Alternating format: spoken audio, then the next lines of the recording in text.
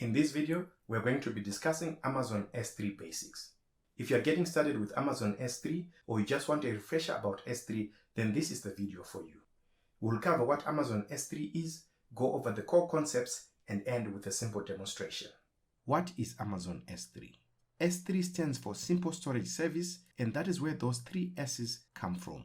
It was first launched by AWS in 2006, and it has grown in leaps and bounds.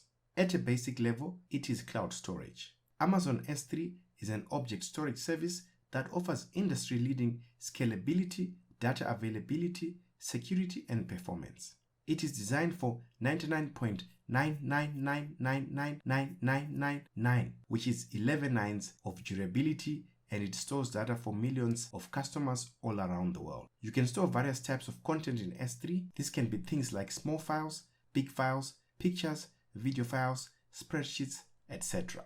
You can also use Amazon S3 in a variety of ways, such as data lakes, web hosting, cloud-native applications, backups and archives, machine learning, analytics, and many more. Now let's move on to the core concepts. Buckets. The first core concept is buckets. This is simply a container for what you want to store, and you can store an unlimited number of objects. The name for this container should be globally unique, that is, it should not be currently used within the wall of the Amazon S3 namespace, regardless of whether it's in your account or not. So for instance, if I create a bucket called NKT Studios, you cannot create a bucket with that name. Objects. The next core concept is objects. Objects are the actual pieces of data that you store in Amazon S3. As mentioned before, objects can be anything from text files, images, video files, database backups, etc. You put these objects in the bucket or buckets that you would have created. Amazon S3 objects can range in size from a minimum of 0 bytes to a maximum of 5 terabytes. And the largest object that can be uploaded in a single put is 5 gigabytes. So if you need to upload an object larger than 5 gigabytes, you need to use either a multi-part upload or split the file into logical chunks of up to 5 gigabytes and then upload them manually as regular uploads. Keys. Now you have a bucket, some objects in the bucket, and so the next concept is keys. Keys are the unique identifiers used to locate objects within a bucket.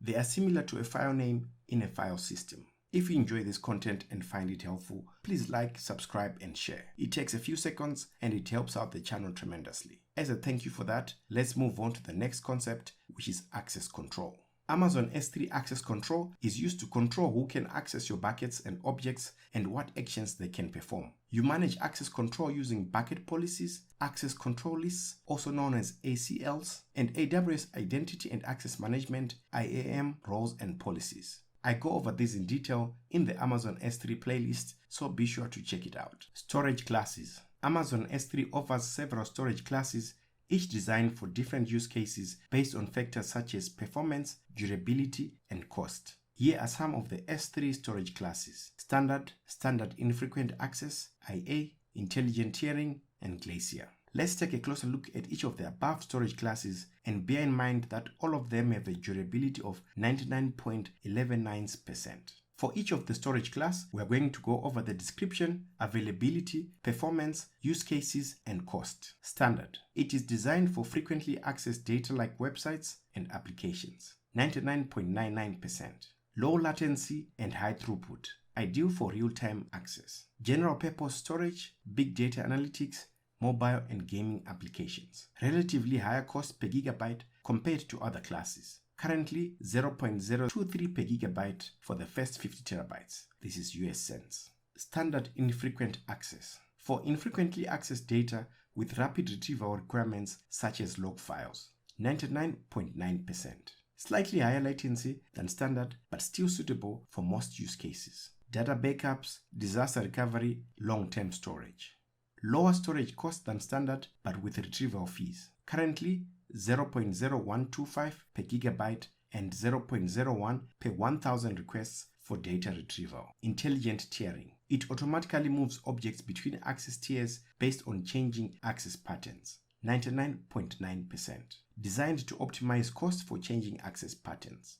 Long-lived data with unknown or changing access patterns. similar to standard infrequent access pricing with additional fees for monitoring and automation. The monitoring and automation starts at 0.0025 per 1000 objects. Glacier. There are various Glacier classes such as Glacier Instant Retrieval, Glacier Flexible Retrieval, and Glacier Deep Archive. We are just going to look at the last one, which is Glacier Deep Archive. Lowest cost storage class for long-term archival, 99.9%.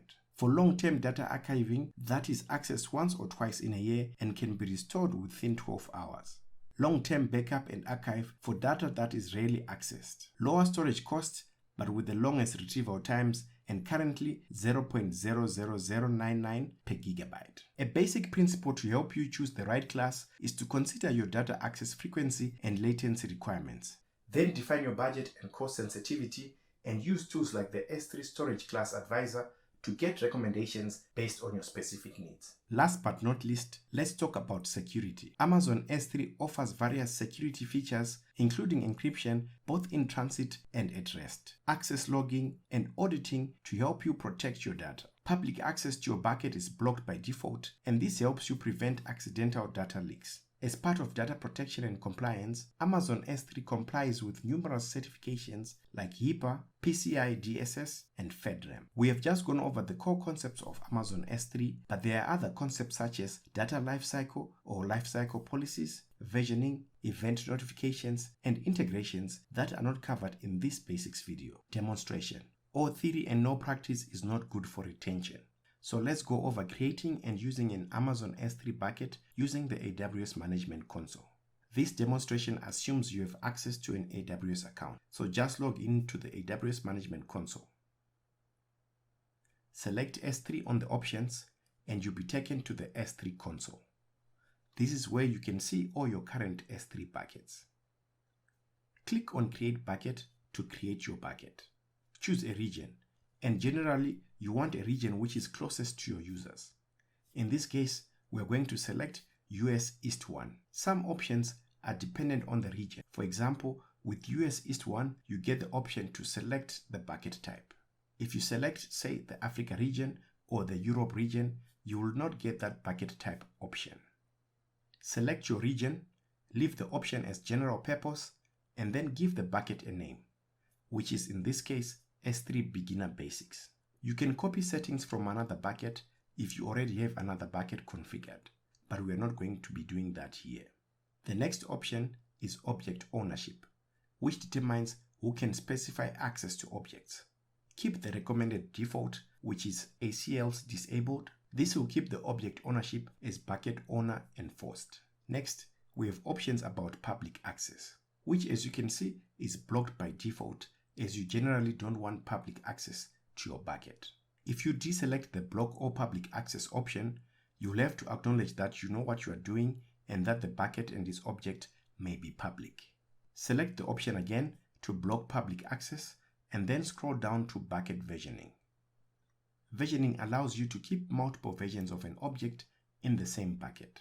This makes it possible to recover old versions, and the default is disabled, which we are going to leave as is. Scroll down to tags. Tags are optional, and they are a label consisting of a user-defined key and value. They can help you manage, identify, search for, and filter resources. We are not going to add a tag here, so scroll down to encryption. There are 3 types of encryption options available. Server-side encryption with Amazon S3 Managed Keys, SSE, S3, server-side encryption with AWS Key Management Service Keys, SSE, KMS, and dual-layer server-side encryption with AWS Key Management Service Keys, DSSE, KMS. We will leave the default SSE, S3 selected and the bucket key enabled. Lastly, there are some advanced settings. Just expand it and you see object lock. This is a write once read many model which helps you to prevent objects from being deleted or overwritten. The default is disabled, which we will leave as is. Then click on Create Bucket to create the bucket. If everything goes well, you'll get a successful message that the bucket was created, and you can see it here on your list of buckets. That's all for this Amazon S3 Basics for Beginners video. In the next one, we will go over creating folders, uploading objects, viewing the objects, and deleting a bucket and its objects. Thanks for watching, and catch you in the next one.